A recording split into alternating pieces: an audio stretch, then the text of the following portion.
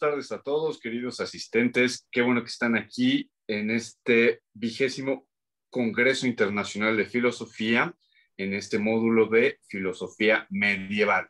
Les damos la más cordial bienvenida a la mesa número 3, Filosofía Judía. Yo soy Franz von Spar y me alegra presentarles a continuación a Luis Javier Cabrera Hernández con la ponencia La crítica de Hasdai, Crescas a la tesis aristotélica sobre la imposibilidad de un universo infinito. Sin mayor preámbulo, Luis Javier, adelante. Muchas gracias. Pues antes que nada agradezco a los organizadores del simposio la oportunidad de estar aquí. Y pues igual sin más preámbulo, paso a la exposición de mi ponencia. Perdón, nada más rápido, como somos solo 2 ponentes, ¿de cuánto tiempo dispondremos para la exposición? Para cuidar mucho ese detalle. Sería igual que en las otras mesas, en unos 20 minutos, 25 máximo. Ok, perfecto. Gracias. Bueno, pues el trabajo que yo presento el día de hoy, o de lo que voy a hablar hoy, es parte del avance de mi proyecto de investigación de la tesis de licenciatura, que como el título dice, tiene que ver con la crítica que realiza Hasdai Crescas, un rabino y filósofo catalán del siglo XIV, nacido cerca de 1340, a la tesis aristotélica sobre la imposibilidad de un universo infinito. La razón por la que es tan interesante esta crítica que hace Crescas es por las siguientes 2 razones, más bien. O sea, el motivo por el que es tan interesante es por las siguientes 2 razones. Primero, porque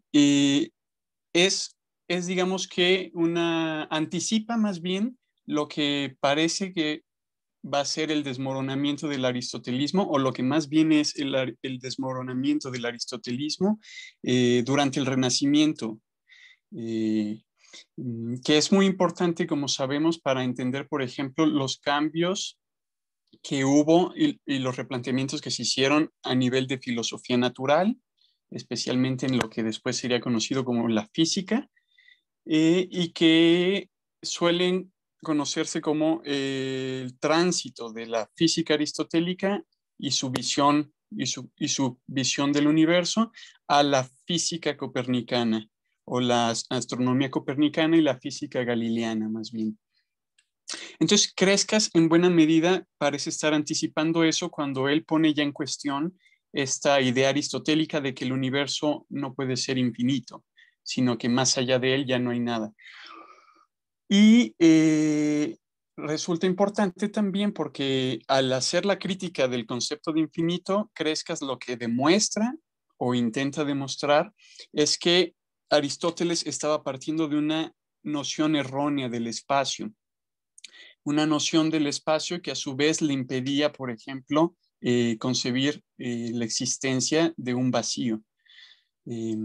Y justo Crescas, por ejemplo, al plantear que la noción del espacio aristotélica es errónea y que puede de hecho dar lugar a un espacio vacío, abre la puerta al infinito. Y de ahí obviamente él adelanta la posibilidad de que el universo pueda ser infinito y que incluso, si bien él dice no tenemos manera de demostrarlo, lógicamente no es imposible como pretendía Aristóteles, y además abre la puerta también a que pudieran haber multiversos.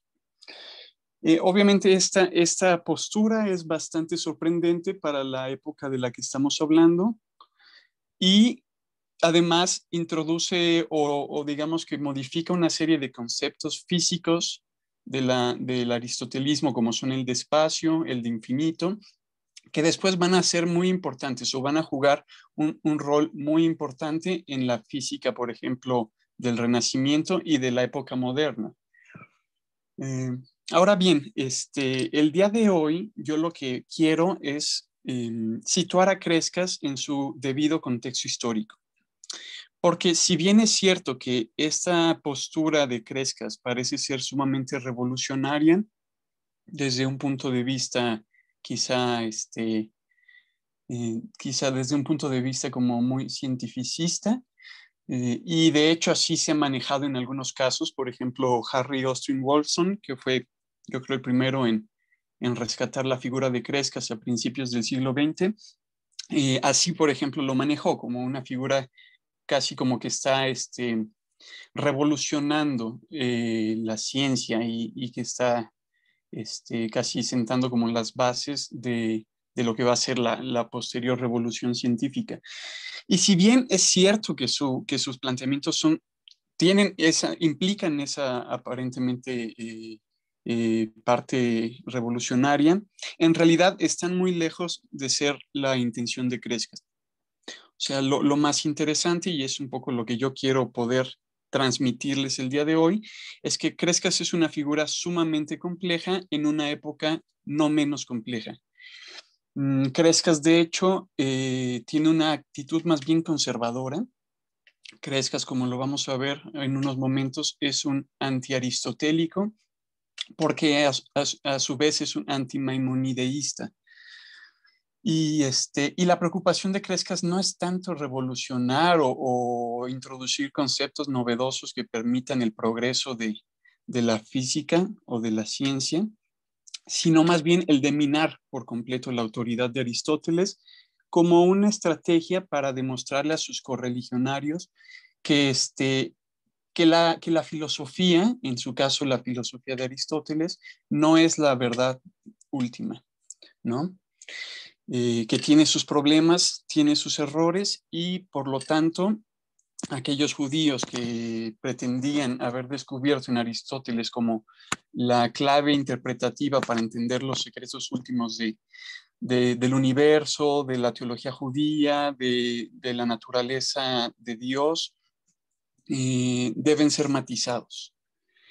Entonces, bueno, ¿cuál es este contexto histórico de Crescas al que me refiero? Pues bueno, en principio es lo que yo llamaría la etapa histórica o el contexto histórico de la recepción del aristotelismo, especialmente de la recepción del aristotelismo en el norte de España y el sur de Francia, que como sabemos Crescas pertenecía justo al norte de España. Él era de Barcelona y pertenecía a la corona, a la que en ese entonces era la corona aragonesa. Entonces Crescas está situado específicamente en ese contexto de la recepción del aristotelismo, a raíz de las traducciones que se hicieron al hebreo, de las traducciones que a su vez se habían hecho al árabe. Y por otro lado, está situado también en el contexto de la polémica, lo que se llama la polémica del maimonideísmo, que se desató precisamente como consecuencia de las traducciones de la filosofía aristotélica y averroística al hebreo, y también de lo que implicó que empezara a circular ese conocimiento entre sectores que en principio eran más conservadores y que no habían tenido contacto alguno con todo este conocimiento, con todo este legado griego y árabe.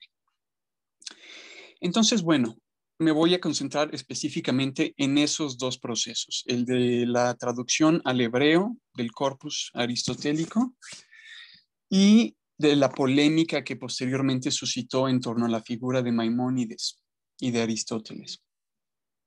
Entonces, bueno, ¿qué sucede? Que tenemos una fecha importante, ¿no? Y una figura a su vez también importante, que es la de Maimónides.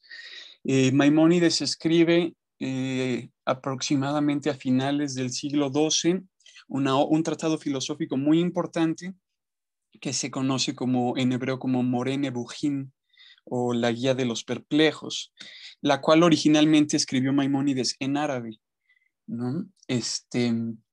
Y de hecho, cuando Maimónides tenía 10 años, en 1148, un grupo de fanáticos musulmanes que venían del norte de África invaden la península ibérica y empiezan a imponer una serie de medidas restrictivas, sobre todo referentes a la relación entre distintas religiones. Entonces, muchos judíos, debido a la presión de este grupo, deciden emigrar. Un grupo importante en el cual está incluido Maimónides emigra al norte de África y otro grupo también muy importante de intelectuales sefarditas emigra al sur de Francia. Y ese es el que nos interesa porque ese es el que da lugar a lo que va a ser el movimiento de traducción del árabe al hebreo. Entonces, emigra un grupo de judíos al sur de Francia, todos ellos conocedores, obviamente, pues, de la cultura árabe, del gran progreso científico que habían logrado los árabes en esta época y de todo lo que se está produciendo en filosofía, de todos estos textos griegos que están rescatando los árabes y entonces lo llevan consigo al sur de Francia. Y allá encuentran que hay un grupo de judíos de esa región que están interesados por conocer todo este legado. Parece que en buena medida por las presiones que estaban ejerciendo sobre ellos los cristianos en su afán de convertir y convencer a los judíos de la superioridad del cristianismo. Entonces tenemos que en esa época que estamos hablando del siglo, empieza este flujo migratorio en 1148 más o menos. Por 1150 sabemos que ya habían llegado varios de estos intelectuales, por ejemplo, Judá ibn Tibón, que va a ser el patriarca de una importante dinastía de traductores. Para 1150 ya se encontraba en Lunel, en el sur de Francia. Entonces, bueno, ellos llegan ahí, se establecen en el sur, hay digamos que una buena recepción por parte de los judíos de Francia, que muestran un gran interés por toda esta cultura que traen ellos y que hasta entonces desconocían porque estaban inmersos por completo en los estudios religiosos de la Torá y el Talmud, y entonces empiezan a patrocinar a estos intelectuales para que traduzcan las principales obras de la filosofía árabe. Y la figura central aquí que nos interesa es Samuel ibn Tibón. Samuel ibn Tibón, el hijo de Judá ibn Tibón, va a ser quien traduzca la Guía de los Perplejos de Maimónides al hebreo y quien a través de una serie de correspondencia con Maimónides empiece a ubicar a las principales figuras de lo que ellos van a entender es el movimiento aristotélico. Entonces es como el momento en que Aristóteles entra en escena en lengua hebrea. Sí, veo una pregunta ahí.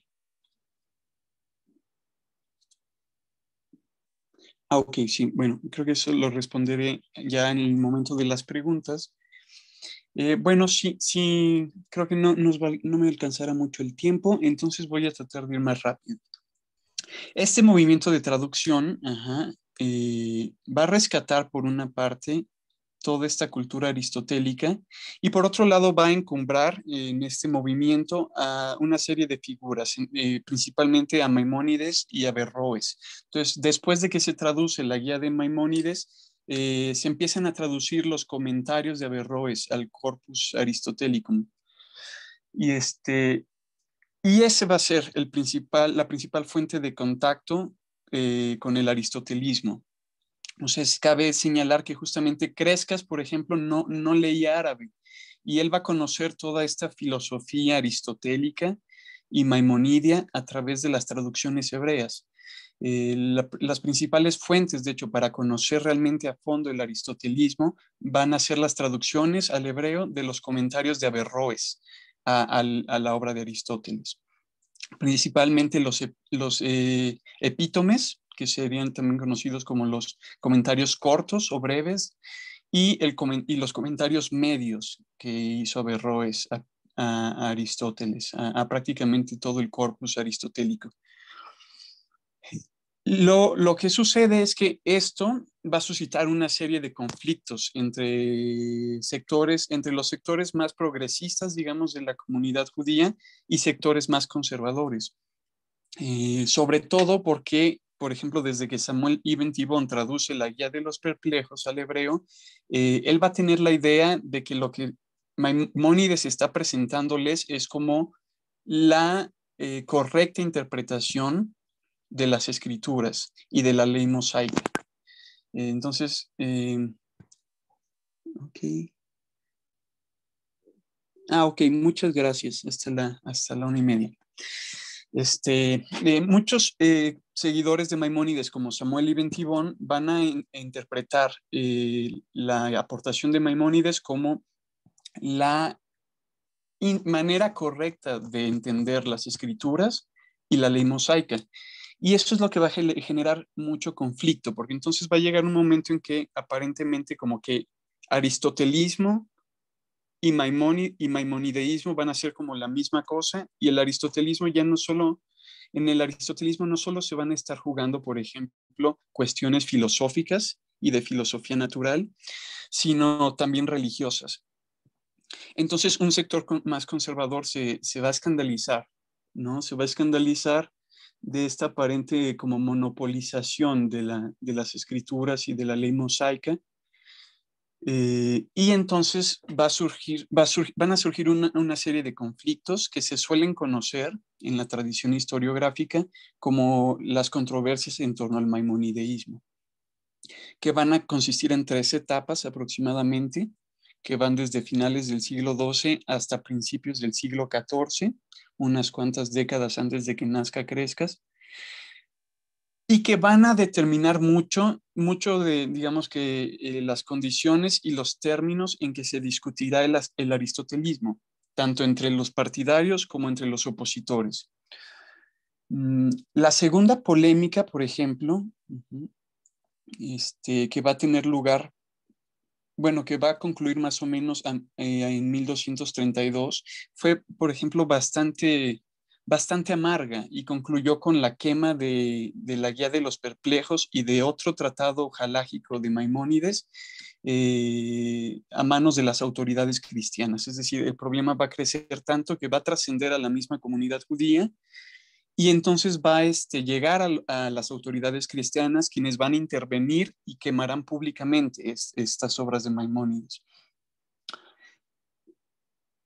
Posteriormente, y esa es la polémica que más interesa para entender a Crescas y situarlo en su debido contexto histórico, a principios del siglo XIV se va a suscitar una tercera polémica en la que las autoridades del sur de Francia, o más bien algunos judíos del sur de Francia, van a recurrir a la principal autoridad de la judería barcelonesa, que es nada menos que el maestro del maestro de Hasdai Crescas, ¿no? Un rabino llamado Salomón Ibn Adret o Shlomo Ibn Adret. Este rabino va a tomar cartas en el asunto, y ante la presión que ejercerán sobre ellos algunas comunidades del sur de Francia para que prohíba el estudio de la filosofía, Salomón Ibn Adret va a emitir digamos, como no sé si es un edicto, pero va a emitir una especie como de edicto en el que prohíbe el estudio de la filosofía antes de cierta edad. Por ejemplo, no recuerdo ahorita el dato exacto, pero más o menos como antes de los 20 años. Y esa va a ser la primera vez en que se van a juntar como estas dos comunidades, la del sur de Francia y la del norte de España, en torno a la polémica del maimonideísmo y en torno a la situación de qué hacer con el estudio de la filosofía. Crescas, obviamente, estaba empapado de todo esto, ¿no? Como les comento, justo él era discípulo del discípulo de Salomón Ibn Adret. Además, Crescas era miembro de una importante familia de líderes, de líderes de la comunidad aragonesa y de Barcelona. Y lo interesante es que en Crescas van a converger estas dos cosas. Gracias, sí, me voy apurando para cerrar. Ok, lo que me gustaría rescatar es que justo para entender la crítica que está haciendo Crescas, que como verán no he podido ni siquiera, o sea, no es mi intención llegar a ella hoy ni siquiera. Para poder entender esa crítica de Crescas hay que entender cómo convergen en él estas dos posturas, la del el erudito conocedor del aristotelismo, gracias a todo este movimiento de traducción al hebreo que de hecho hizo posible ese conocimiento, y que no es un conocimiento del aristotelismo puro y directo, o directo más bien, sino que es mediado por toda esta serie de proyectos que buscan como interpretar el aristotelismo en clave maimonidia. Y por otro lado, todas estas polémicas que se suscitaron, en él va a converger la figura precisamente de este erudito con la del líder comunitario. Entonces, la preocupación de Crescas, de hecho, es cómo fortalecer los vínculos de la comunidad judía en una época en que los cristianos están presionando más y de hecho están persiguiendo y matando a los judíos y desmembrando las relaciones entre las comunidades, y por otro lado se están ellas mismas desmembrando al interior de la comunidad, porque hay una serie de conflictos ideológicos entre partidarios del maimonideísmo y partidarios y digamos opositores del maimonideísmo que se están que están pugnando en realidad respecto a cómo entender el judaísmo. O sea, al final, para ellos la cuestión no es si Aristóteles dijo la verdad o no, sino de cómo hay que interpretar el judaísmo. Y tenemos estas dos facciones, ¿no? Unos dicen, bueno, pues en clave maimonidia, y esa clave maimonidia es aristotélica, y los otros tienen una postura más conservadora. Y ahí es donde entra Crescas, para concluir. Ahí es donde entra él. Su objetivo precisamente es demostrar pues, que Aristóteles y Maimónides se equivocan cuando pretenden tener como la verdad absoluta o la última palabra respecto a la naturaleza del universo, respecto a los misterios teológicos sobre la unidad de Dios, por ejemplo, o la incorporeidad de Dios. Y lo más interesante es que para ello Crescas, a diferencia de otros contemporáneos suyos, no se va a refugiar en una ortodoxia que ignore, digamos, por completo el aristotelismo, sino que lo va a intentar socavar desde sus mismas bases o digamos que arrancarlo de raíz. Entonces, lo sorprendente es que Crescas es un gran conocedor del aristotelismo. En ese sentido, incluso se puede decir que entra dentro de todo este movimiento aristotélico, pero es un opositor. Y eso es lo valioso, sobre todo porque en efecto anticipa de alguna manera lo que va a ser el declive y posteriormente el derrumbe total de la física aristotélica. Y bueno, con eso deseo concluir. Espero que haya sido mínimamente clara la exposición y sobre todo que se entendiera qué es lo que yo pretendo hacer con esta contextualización de Crescas. Perfecto, pues muchísimas gracias, estimadísimo Luis Javier Cabrera, por tu ponencia. Por aquí nos mandan un recado que en Facebook te mandan saludos al colega Luis Javier Cabrera de Yannick Rojas. Y pues pasamos directo entonces a la sección de preguntas. Por aquí José Antonio Sánchez Alcalá escribe, licenciado Luis Javier, ¿cuál sería para ti el aporte de tu investigación para la filosofía y la sociedad actual? Ok, muchas gracias por la pregunta. Es muy difícil porque realmente no tengo muy presente cuál sería como la aportación para la sociedad actual, pero bueno, os creo que sí. En principio, me parece que trabajos como el que estoy realizando rescatan a una figura que es prácticamente desconocida pues al menos en nuestro país y en nuestros medios filosóficos. Ciertamente se ha discutido mucho sobre él en las últimas décadas, pero sobre todo entre especialistas eh,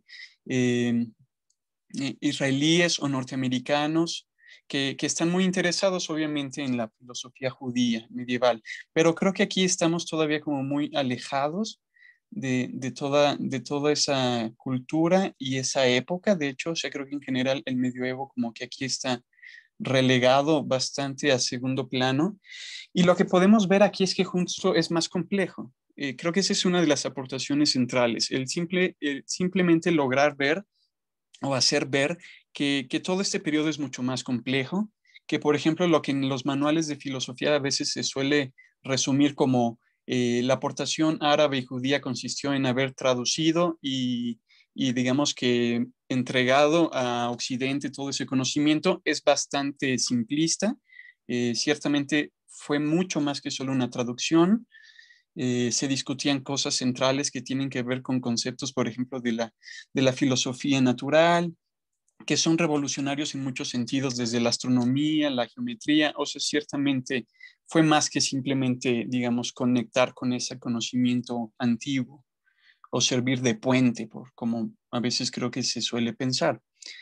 Y bueno, eso creo que es parte de lo que estaría aportando. Excelente, muy buena respuesta. Pasamos con Paloma Hernández Rubio, que también tiene una pregunta. Adelante, Paloma. Perdón. Hola Luis Javier, me gustó muchísimo tu ponencia. Y bueno, tengo una duda que es un poco de las cosas que todavía no trataste, pero ¿existe una fuente de Crescas, antigua o platónica o árabe que le permite oponerse a la idea de que no existe el vacío de Aristóteles? ¿O es...? A ver, dime. Sí, no, excelente pregunta, porque sí, por supuesto, o sea, de hecho, eh, Crescas está retomando sobre todo los planteamientos de los atomistas griegos. Ajá. Sí, de hecho, esa es, digamos, que la principal fuente que usa Crescas para decir, miren, para empezar, si hay otros argumentos sobre que podría existir el vacío, ¿no? Y que conciben el espacio distinto, porque pues obviamente toda esta cuestión de cómo se trasladan los átomos va a implicar esta discusión, ¿no? Y entonces él lo que va a decir es, bueno, Aristóteles ya había descartado esa opción, pero la descartó porque hubo cosas que no entendió y especialmente no entendió el espacio. O sea, de hecho, el punto central de Crescas es Aristóteles no entendió el espacio. De hecho, la crítica que le hace a los atomistas es como una especie de petición de principio porque no está entendiendo las distinciones que están introduciendo los atomistas cuando hablan del espacio. Ok, muchísimas gracias. No, de nada. Excelente. Pasamos con Isabel y Leonel Toledo. Adelante, por favor. Muchas gracias. Bueno, pues en principio quiero agradecerte, Javier, por la exposición pues de Crescas que nos has hecho, o al menos del contexto que da surgimiento a esta polémica que tú nos explicaste sobre la posibilidad o no del espacio infinito. Y la pregunta que yo quiero hacerte es, ¿cuál es la relación del concepto de espacio según Crescas o cómo entiende Crescas el espacio?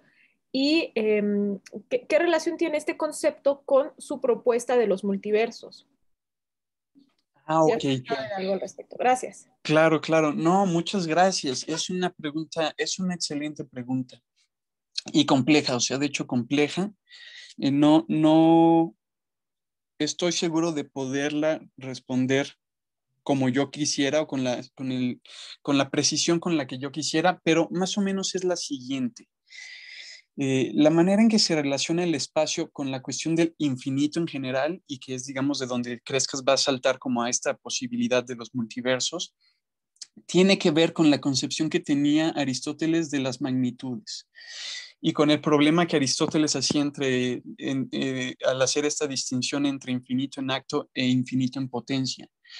Entonces, en principio, digamos que el problema que tenía Aristóteles, al parecer, con la cuestión del infinito es que magnitud o corporeidad e infinito, en principio, parecen ser contradictorios o mutuamente excluyentes. Por la siguiente razón, todo cuerpo o magnitud parece que está delimitada, ¿no? Y por eso decimos que es un cuerpo, en tanto que tiene contornos, está delimitada, podemos definir exactamente dónde termina. Y el infinito parece que es todo lo contrario, ¿no? Es lo que no está delimitado, lo que no tiene contornos, lo que se extiende más allá. Y en ese sentido, pues claro, Aristóteles lo que dice es, pues no puede haber infinito en principio porque no hay magnitudes infinitas. Y en ese sentido el universo no puede ser infinito, no podemos tener magnitudes infinitas. Lo único que podemos en todo caso tener son infinitos en potencia, que él lo concede porque él está al parecer partiendo de la paradoja de Zenón y de este problema de cómo es que matemáticamente o numéricamente sí podemos concebir infinito, pero espacialmente no, ¿no? O sea, una vez que entramos a la cuestión del espacio se nos escapa por completo. Entonces, Crescas lo que va a decir es, bueno, el problema es que Aristóteles no consideró que puede haber magnitudes no corpóreas. Y ahí es donde entra toda la cuestión muy interesante, porque Crescas lo que dice es, bueno, es que justo si le hacemos caso a los atomistas, entonces podríamos hablar de magnitudes no corpóreas y podríamos empezar a introducir la noción de infinito. Ahora, la cuestión de cómo pasa a los multiversos es muy peculiar y creo que es la menos filosófica quizá de Crescas, porque curiosamente Crescas abre la posibilidad del multiverso a partir de una serie de pasajes talmúdicos donde parece que algunos rabinos insinúan, ¿no?, que podría haber esta posibilidad. La verdad es que tendría que estudiarla más.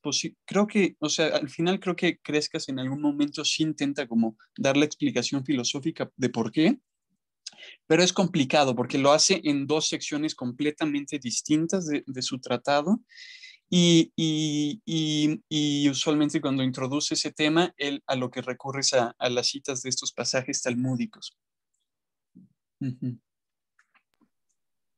De acuerdo, muchísimas gracias por tu respuesta. No, gracias por la pregunta, fue excelente. Buenísimo. Pasamos con la siguiente pregunta del profesor Luis Javier López Fargeat. Adelante. Muchas gracias por la ponencia, Luis Javier. Me parece interesantísimo y sí, como bien respondiste, valiosísimo que trabajes a Crescas en español. Mi pregunta tiene que ver, que no sé si es exacta, iba a formularla como pregunta, pero creo que más bien es un comentario porque tiene que ver con lo que te acaba de preguntar Paloma, ¿no? Yo te iba a preguntar lo mismo, que si había como alguna fuente. Me sorprendió que me dijiste lo del atomismo griego, porque yo creo que la influencia o la noticia que tiene el atomismo griego proviene muy probablemente de las discusiones atomistas de los musulmanes, de los teólogos musulmanes. Y lo que quería decirte es que creo que eso sería valiosísimo detectarlo. Yo acabo de terminar un trabajo sobre las fuentes del atomismo islámico, que eso es bastante complicado, ¿no? Porque puede ser galeno, es muy difícil reconstruir eso, pero ahí principalmente en los mutasilíes y en los asharíes aparece toda esa discusión de por qué deberíamos defender el atomismo precisamente en contra de visiones no creacionistas, ¿no?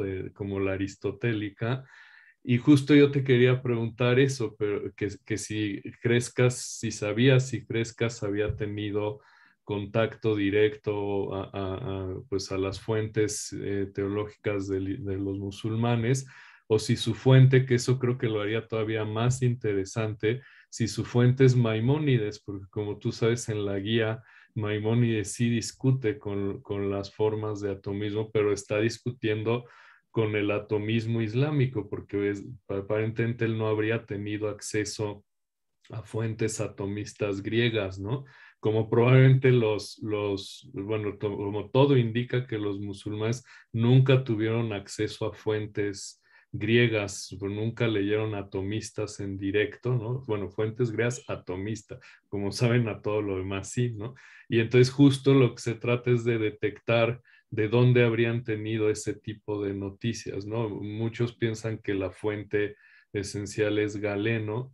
Yo lo que estoy proponiendo es que hay otra fuente importante que es Alejandro de Afrodisia. Y entonces eso te permite reconstruir el atomismo islámico, pero me pareció fascinante tu respuesta a lo del atomismo griego, porque yo creo que es el atomismo musulmán en el que está pensando Crescas.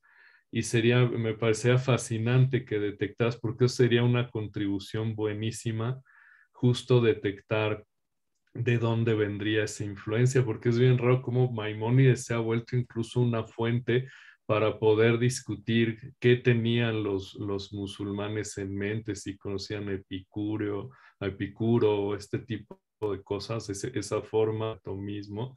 Y aquí tú estás dando un paso más allá, ¿no? Ahora sepamos, Crescas, si su fuente es Maimónides, si su fuente había sido lecturas islámicas, o si para entonces habría circulado ya una fuente griega, ¿no? Que eso sería fascinante, ¿no? Eso sería un descubrimiento buenísimo.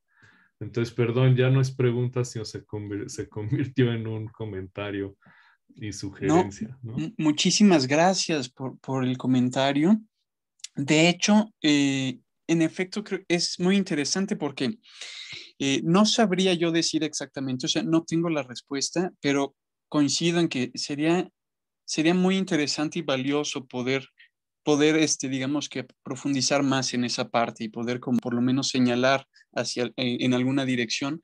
Lo que sí sé, porque me encontré por ahí unos textos muy interesantes, es que no sé si fue Harry Austin Wolfson o Shlomo Pines, creo que de hecho es Wolfson, el que precisamente a raíz de su estudio de Crescas escribió un trabajo sobre los atomistas islámicos. Y yo creo que sí, yo creo que quizá porque él como que, no sé, como que lo iba intuyendo y se me hace que en Crescas él como que alcanzó a percibir todo ese otro mundo que estaba detrás. Y es polémico porque por otro lado como que justo en las últimas décadas y a raíz de trabajos que realizó Shlomo Pines sobre Crescas, se ha planteado la posibilidad de que más bien muchas de estas ideas las hubiera tomado Crescas de los cristianos, especialmente de la escuela, la nueva escuela física de París, ¿no? Por ejemplo, hay quienes dicen, por ejemplo, Warren Steph Harvey dice que posiblemente incluso hay una relación importante con Nicole Oresme. Yo no sé, o sea, claro, ellos son como las grandes autoridades en Crescas en este momento, pero no, yo no sé, no estoy muy seguro porque la impresión que me da, sobre todo cuando leo a Crescas, es que en realidad él solo está, digamos que jugando con los elementos que ya están presentes en el aristotelismo mismo. Y claro, ese aristotelismo otra vez hay que hacer hincapié en que no es Aristóteles directamente, no, es esta tradición árabe del aristotelismo que está pasando a lengua hebrea, ¿no? O que están recibiendo ellos a través de la lengua hebrea. Y curiosamente, sí sé, o sea, definitivamente alguien a quien menciona mucho Crescas y me queda claro, no sé exactamente qué obras, pero sí había sido ya traducido al hebreo, es Alejandro de Afrodisias.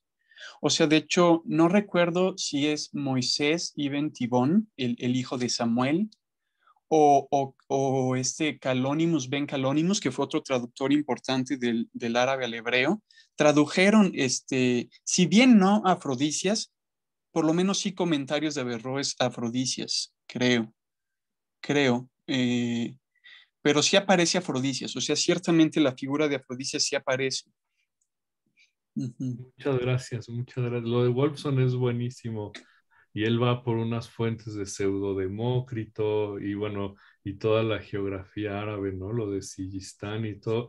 Pero me parece interesante lo que dijiste de pensar que también podría haber una injerencia de cristiana, ¿no? Eso me parece muy interesante. Ojalá lo puedas trabajar. Me parece una línea fascinante, ¿eh? Felicidades. Muchas gracias, doctor. Excelente. Procedemos a leer una pregunta de Facebook de Stephanie Michel.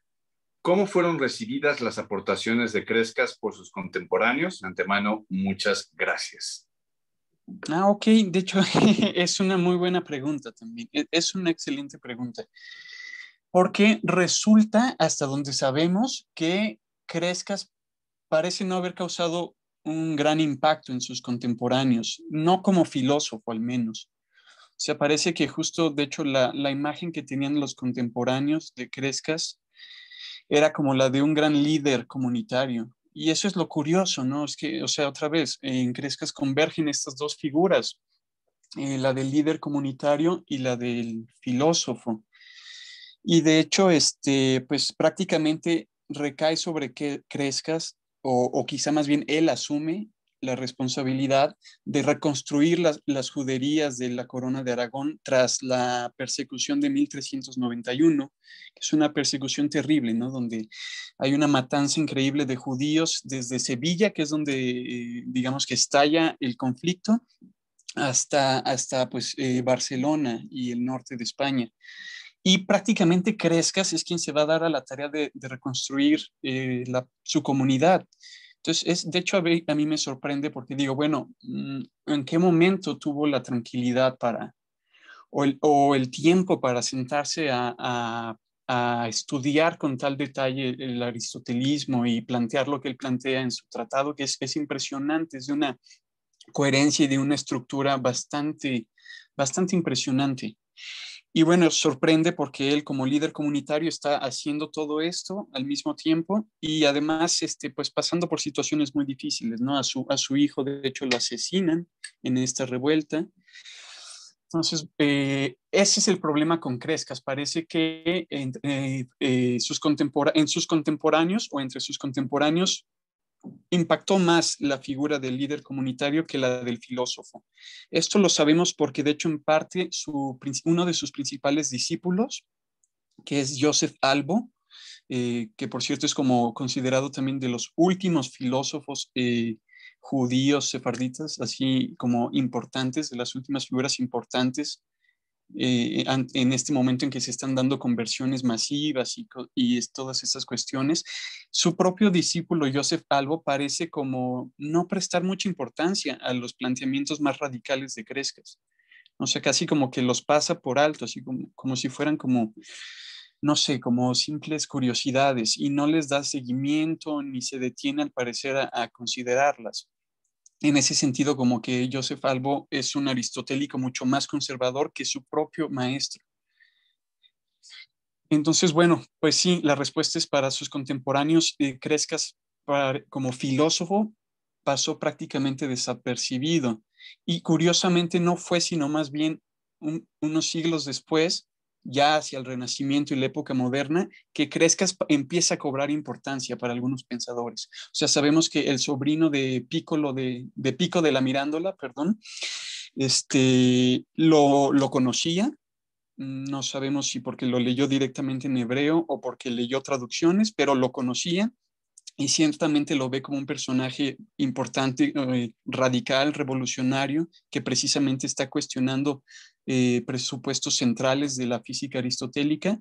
Y posteriormente Spinoza también lo va a citar en su famosa Carta sobre el infinito, donde de hecho va a utilizar el argumento de Crescas en contra de la imposibilidad del infinito y va a decir, pues tal rabino Hasdai ya lo había demostrado aquí con este argumento. Pero sus contemporáneos no. Uh-huh. Excelente. Pues con esta última pregunta cerramos esta mesa de filosofía medieval, filosofía judía. Agradecemos muchísimo la participación de nuestro estimado Luis Javier Cabrera y asimismo también felicitamos a pues las grandes preguntas que aquí se suscitaron y por el momento les agradecemos su atención y les pedimos que se permanezcan al pendiente de las futuras mesas que se llevarán a cabo el día de hoy. Sin más que añadir, ha sido un gusto tenerlos y nos vemos en la siguiente mesa. Muchas gracias. Gracias a todos, muchas gracias Luis Javier y nos vemos por la